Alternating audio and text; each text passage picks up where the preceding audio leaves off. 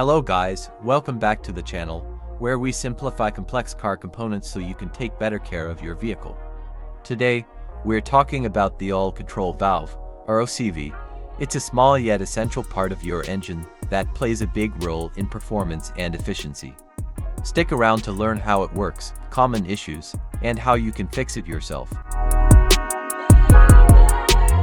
The oil control valve, or OCV, is responsible for controlling the amount of oil that passes into the variable valve timing gears.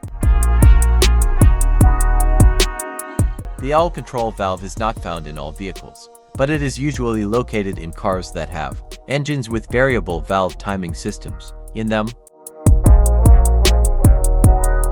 A faulty oil control valve can result in a rough idle, may also cause poor fuel economy, and you may experience poor acceleration while driving. It will turn on the check engine light on your dashboard and store the variable valve timing related error codes. First, carefully remove the oil control valve from the engine. Use a valve cleaner to clean the camshaft oil control valve.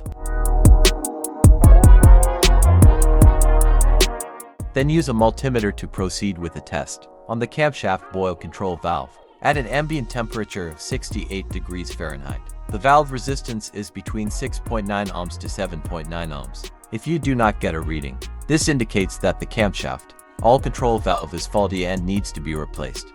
Once everything is back in place, start the engine and see how it runs. If the rough idling or check engine light issues are gone, you've successfully fixed your oil control valve. And that's it, a quick guide to understanding and fixing your oil control valve.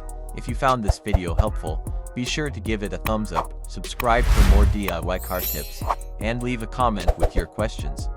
Until next time, drive safe and happy fixing.